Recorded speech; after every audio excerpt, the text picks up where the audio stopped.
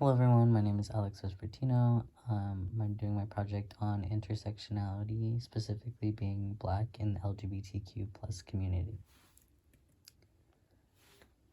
One of the women that I want to be honoring today is one of my favorite YouTubers. Her name is Jade Fox. She's a fashion vlogger, a business owner, content creator, and a YouTuber. The next person I want to be honoring goes by Eros Fitz, former YouTuber, is also friends with Jade Fox. They did a lot of content together. They are now non-binary, go by he, they pronouns. They're a model for the company ASOS and have moved their platform mainly to Instagram now just to endorse their modeling. And the next woman that I want to be honoring is India Moore. She's also non-binary. She goes by she, they pronouns. She's an actress in a famous show on Netflix called Pose. She's done a lot of other work too. She's a model and a huge activist in regards to trans LGBT rights. The chapter that I'm going to be referencing for my project is chapter 4, I think, Growing Up Female 2, Expectations, Images, and Identities. Theories of how gender shapes who we are, models and media messages around the world, what does it mean to be feminine, gender-based identity and androgyny, identity, flexibility, and change, beyond childhood, social roles.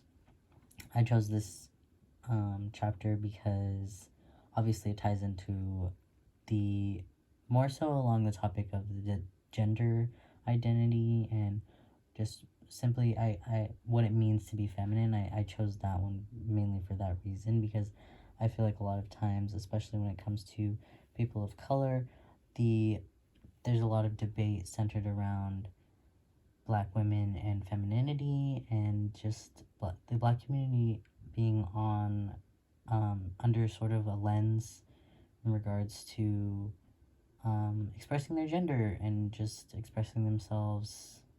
And I feel like intersectionality kind of really plays into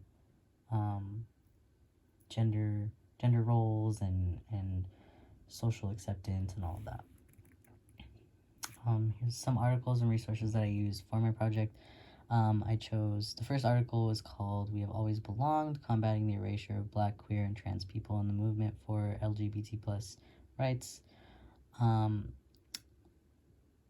I chose this article because I feel like this is kind of the whole reason why I even chose this topic to begin with, because I feel like a lot of times Black people are misrepresented or not represented at all in the LGBT community, especially not credited for the fact that the whole movement was based and founded by a Black trans woman. And I feel like only recently does anyone really give credit to Marsha P. Johnson for that, and also that the fact that LGBT pride and all of that was founded based on police brutality against people of color in the LGBT community. And so it kind of all stems from that, from systemic racism along with marginalization of the LGBT community. And I think it's really important that Black people are not only represented but credited for the work that's been done in regards to the LGBT community, because a lot of times they are just swept under the rug and sort of forgotten. And a lot of content creators like Jade Fox and Eros Fitz have talked a lot about how in the community a lot of their white counterparts get paid more, offered more promotions, given a lot of credit for things that they have done first. Just things like that happen a lot in regards to social media and just in general. And so I think it's important to include an article like that sort of touches on and talks about a history in regards to erasure. The next article I chose was Intersectional Feminism, What It Means and Why It Matters Right Now. This article was talking about just the term intersectionality in regards to, the woman that founded it. I forgot her name. I'll include it in the slide, but it was talking about what the definition of intersectionality is, and how oftentimes, white feminism is sort of favored in society, and there's a lot of profiteering and exploitation of black stories, and sort of just either erasing or using it to sort of further something else in regards to, manipulating a populace. But I thought it was important to include this just because it wasn't talking specifically about the LGBT community, but more so just intersectionality and feminism, in regards to just like being black and being a woman, and how your voice isn't as credible as being white and being a woman, or just, and so like I sort of conceptualize that in regards to thinking about India Moore, for example. Like, she is a black trans woman, and so she has all these avenues, and she's non-binary, so it adds even more onto the plate. Like, it's more of like a dissection within the trans community, within the LGBT community, within the female community, within everything, and so within the black community. So she's also talked a lot about what everything encompasses in regards to being all of those things, and how that contributes to her identity, and how that makes her stronger, honestly. And then I took a story from All the Women in My Family Sing. It's Home, A Transgender Journey by Mila Jam. It was talking about just the experience of a black trans woman, and what it was like for her to come out and come to terms with herself. And I think it was really important. And when I read that story, obviously it really hit home for me. And I'm not even a black trans woman. Like, I can't even imagine what that would be like. But being trans, and you kind of get used to either misrepresentation or no representation at all. So I think it was really empowering that this book included that, and sort of, gave a real raw story, and of a story that we don't often hear or see.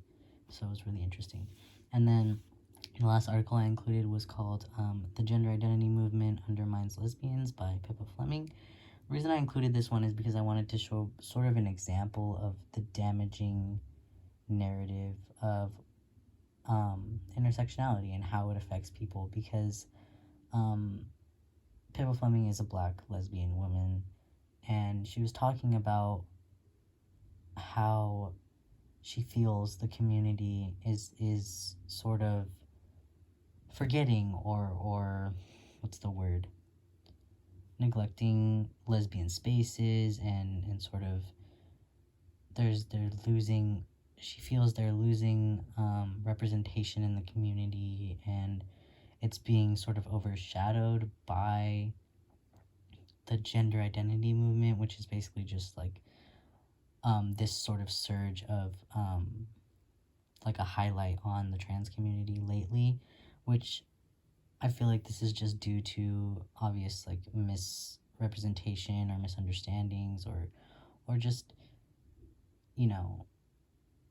like misinformation in regards to what it means to be trans and all this. And so a lot of times there is a lot of damaging narratives in the lesbian community, or just in the feminist community, where it's very trans exclusionary, and especially adding on top of that, being a person of color who is also trans, it just either you are completely forgotten, or you are attacked, and oftentimes black trans women are murdered for simply just being black trans women. And so even within the community, you're getting hatred and these sort of rhetorics thrown at you constantly, and so it's very damaging. I have these videos linked. I'm not going to show them just because they're all really long, but the first one is a video by Jade Fox, the first person that I was talking about. She did a video about the lesbian community on YouTube, because she's a YouTuber, and she's been a YouTuber for about like over 10 years, and she only has about like 200,000 subscribers, and a lot of her white counterparts started a lot later and have gained a lot more recognition and opportunities and payment for sponsorships. And so she's just talking about that in sort of in a very educational way, and I think it was really important to talk about, and it sparked a lot of discourse and conversation amongst YouTubers who are also like other lesbian YouTubers who are white, and they're receiving a lot more recognition for their content and having to work less hard than she's worked, or other black YouTubers have worked. The second video is from Eros before they transitioned. They were talking about people sort of making assumptions about their identity because of how they looked, and how damaging that was for them, and just stuff like that. And then the last video is just a video about, is a video from India Moore. She did a speech at a Black Lives Matter protest that was really empowering, and I just wanted to include these because I wanted to give some insight into who these people were and why I chose them for my project. Thank you so much for listening.